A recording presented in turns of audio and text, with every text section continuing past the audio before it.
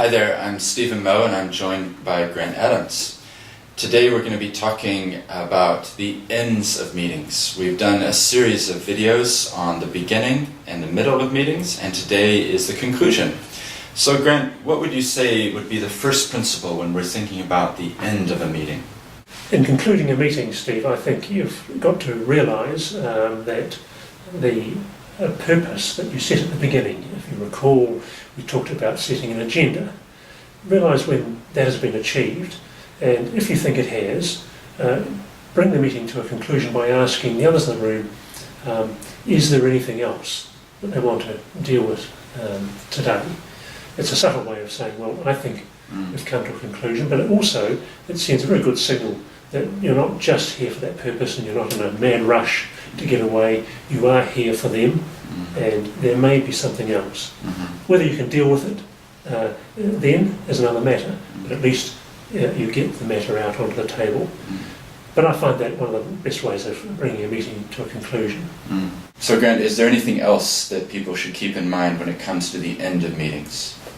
Well, if we've achieved the agenda, then that's pretty much it for the meeting. But quite often, if the meeting isn't properly concluded, you'll find that the discussion continues on into the corridor or down into the foyer, where that's not really appropriate, particularly in relation to confidential matters that you've been discussing. It also sends a very clear signal that at least one person in your meeting doesn't think it was finished.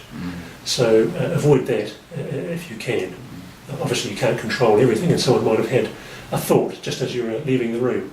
Well, it may be appropriate to pull them back into the room just to conclude that and set another meeting date. Grant, do you have any final thoughts about the end of meetings? Following that, I think it's important to reflect on the meeting. So once you've said your goodbyes, is to go up to your own room and perhaps even make a few notes to conclude the notes you've taken in the meeting, and reflect on the whole meeting and write down some immediate action points, if there are any, as a way of keeping the matters and the issues alive. But generally also reflect, I think, on how did the meeting go? How did I do? What can I do better next time?